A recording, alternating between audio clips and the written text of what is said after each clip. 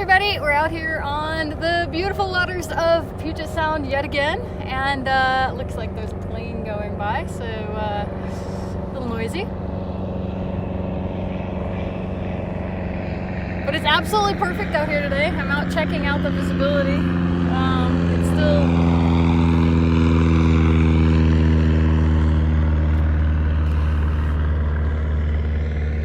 It's still quite schmurky.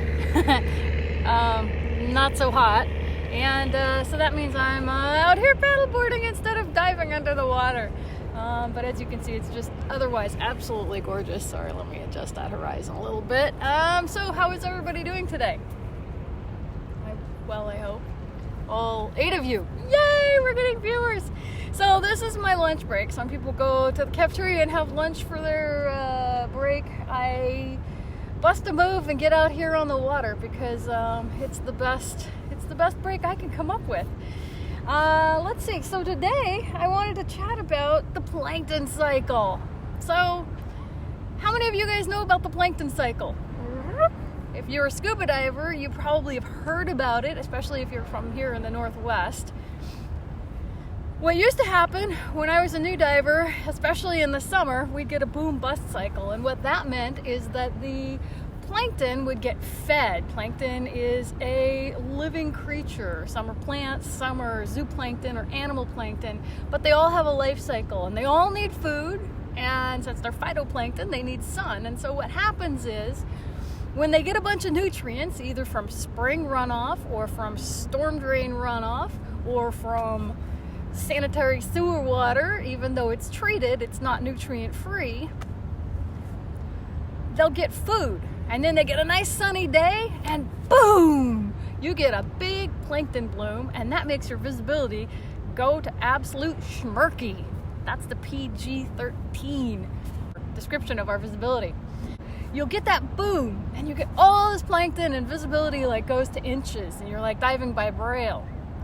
But the cool thing is, with these several days of sunlight in a row, the plankton goes mad and it eats all its food. And then it has a bust, or at least that's what used to happen. And so you go out for a dive and the visibility would be absolutely horrible. But you knew that in several days the plankton would coalesce and it would go through its bust cycle, and then you'd have good viz again. So you kind of knew how to plan it. You'd go out, you check the viz. Oh, it's schmurky today, so we are gonna wait a couple days to go diving, and then when you get back out there diving, it's actually pretty good. You could even see 20-30 foot visibility in the summer. I mean, here's a little secret.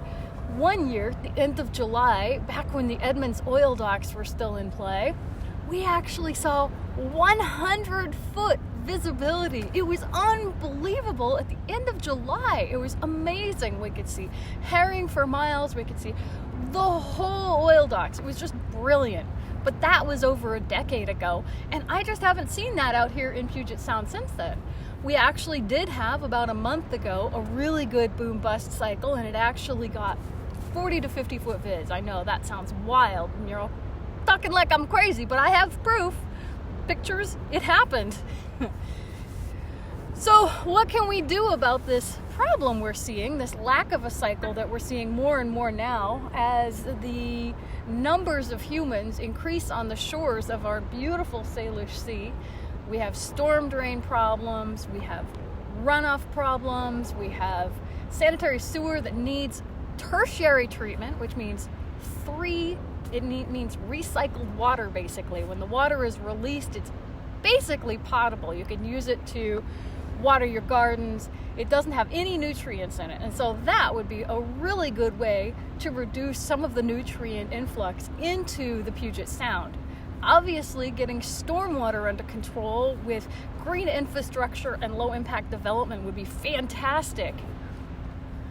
So those are a couple things we can do to reduce the flow of nutrients into the Salish Sea, into our Puget Sound. I call them, the Salish Sea is the big broad area out here, and Puget Sound is my little bubble, my backyard, kind of what you're looking at here behind me. So, wow, all of you went away. There's only 4 people watching. I guess you prefer to watch me yap about paddleboarding than underwater sciencey stuff. I'll forgive you just this once. thought the bikini was enough of a draw. So anyhow, we are in the middle, hopefully, well, maybe towards the end of a boom bust cycle right now. I can look down and I see the plankton is coalescing into these big snot blobbies. We call them whale snot, for lack of a better descriptive. And what that tells me is that hopefully, as they coalesce a little bit more and the whale snot gets a little globbier, it will sink down, down, down to the bottom of Puget Sound, and then visibility will clear up a bit. So I'm really crossing my fingers and hoping that that happens in the next few days, because my gills are drying out. I really need to go scuba diving. I mean, I love being on top of the water too. This is great. I'm not complaining one bit. But I'd really like to be underwater, and I have a whole bunch of sites that I need to go diving for virtual Salish Sea to shoot in 360 so that you guys get a virtual dive at some of the beautiful sites we've got around the Puget Sound and beyond. So I'm just gonna paddle a little bit here and let you guys enjoy the scenery, because I know some people liked that. So we'll paddle a little bit. Get just some motion. You can look down, see the plankton. That's pretty good.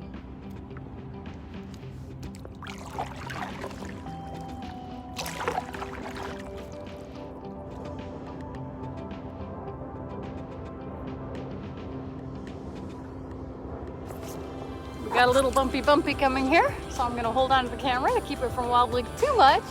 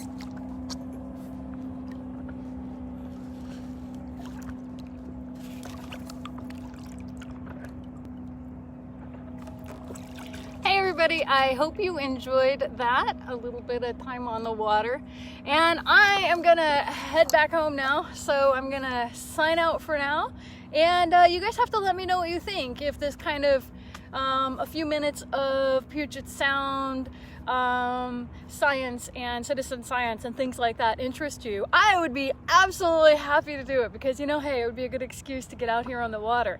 And as we do it more, maybe I could do some teaching from underwater too, because I have the whole setup, full face mask, comm system, and I bet I could coerce someone to come sit on the shore and man the base station. What do y'all think? Go ahead and let me know. Have a great afternoon, folks. Thank you so much for tuning in.